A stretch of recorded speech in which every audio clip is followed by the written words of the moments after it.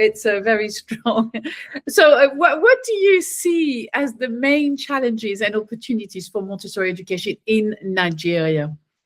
Well, the challenges is one, as it is everywhere, expenses, because Maria literally started this thing in the slums of the slums. It was never meant to be an expensive education. It was never meant to be an expensive approach. But then we Montessorians, one, we need to get paid. Two, we need materials to work with the children. So that's the greatest challenge. It might seem like an elitist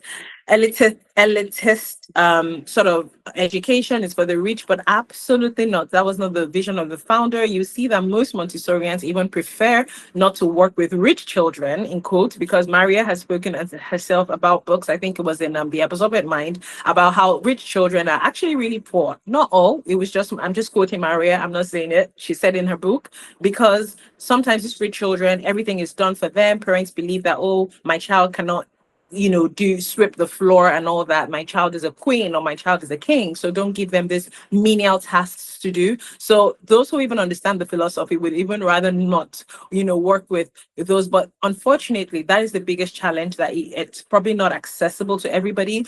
The biggest opportunity is for one, those who say that they're called to education, those who have schools who are already marketing themselves, just go do the training, just go to put in the work. Montessori is hard work, but it's rewarding work. So I would say, firstly, they need to just go train and stop making it harder for us who are doing the real thing. Go train. And if governments, are enlightened about this, I even believe that if they can do it at the early childhood level, just because of how we call that the most important age. Even if at elementary they go to traditional, once that foundation has been there, once they've done that curriculum, when they've done the 0 to 6 curriculum, that could set the child up for life, because what the child learns at 6, you can't take it away from them. Whether they're reading, whether they're thinking skills, whether they're mathematical mind, you can't take those things away from them. So if governments can even invest, like all, let's say, public schools, the early childhood phase, the 0 to 6 is all Montessori, invest in the classrooms, invest in the infrastructure, it would change, because the literacy rate is so poor. As you see children who, and I've met many children who maybe came from the village, came from outside, the towns and cities, and they're so intelligent. You work with them for 3 days and they're already picking up things. And some of these children, they're already 12 years old. And I'm like, what if they had the opportunity when they were 3 or 4 or 5 to know what they know?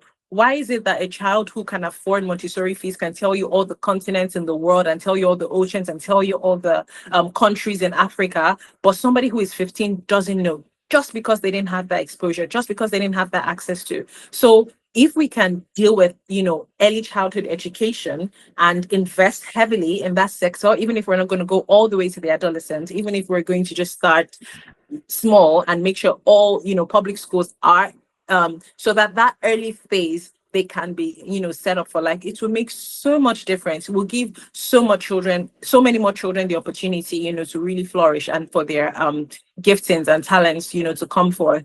And yes, again, water educators who market themselves as Montessori educators, just go do the training and be real.